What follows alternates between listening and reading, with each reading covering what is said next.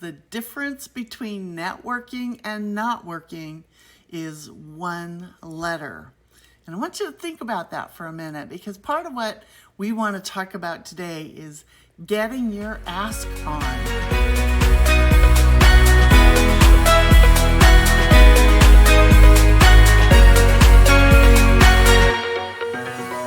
I'm happy to be with you. I'm Lynden Kidd, and I'm here to give you some ideas about your job campaign. Here's what I want you to hear. I read a book once upon a time by a guy named Joe Sweeney, and the book is called Networking is a Contact Sport. And inside of Networking is a Contact Sport is a chapter called The Difference Between Networking and Not Working is One Letter. And I want you to think about that for a minute, because part of what we want to talk about today is getting your ask on. And what I mean by that is, let me tell you a story here. And it's about Joe, who wrote that book. Joe grew up in a very large family. And he wasn't the youngest in the family, but he was close. He was in that, next to youngest, next to youngest, next to youngest. And one of the things I want you to ask yourself is, what does someone who grew up in a really large family learn pretty early? What do you think? What do you think that could possibly be? Well, my answer is he had to ask for things. In other words, mom and dad only had two hands. And there were all these siblings around. Like I said, lots of siblings. I think there were 10 or 12 in the brood.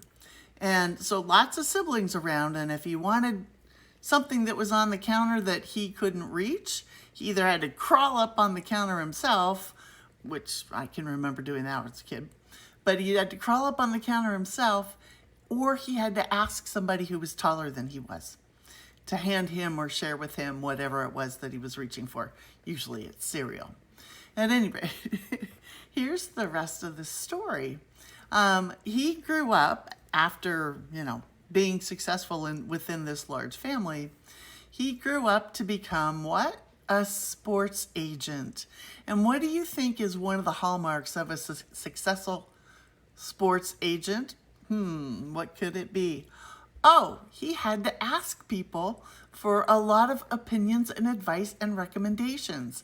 And then he had to ask people if he could represent them.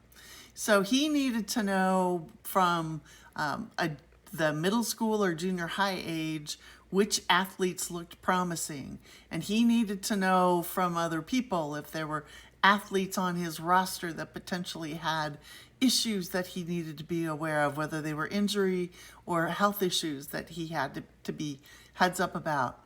So long story short here, and really the benefit of this conversation is, I really want you to think about the power of asking and knowing what you want to ask. So many times we get into a networking situation and we're not sure of the outcome that we want.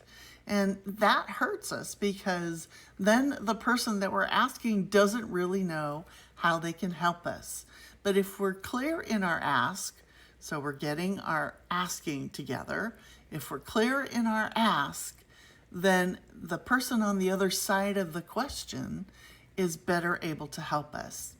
So when you're in a job campaign, for example, and you're networking with people to create what? A contact. Networking is a contact sport. When you're creating those contacts, part of your ask is, who do you know who can help me further my job campaign? You don't want to be asking for a job, because honestly, most people go, and go running away, because they don't know of jobs. They don't know how you can get a job, but they do know of other people that they can recommend you speak with. And that's the beauty of a good ask. So let's go back to getting your ask on and knowing what it is that you want to ask. And the foundation of that ask is, who do you know who can help me further my job campaign? And if that's not you, who else would you recommend that I speak with? So with that said, I look forward to catching up with you all very soon and wish you a great week. Take care. This is Career Tip Tuesday. I'm Lynden Kidd, and I'll see you soon.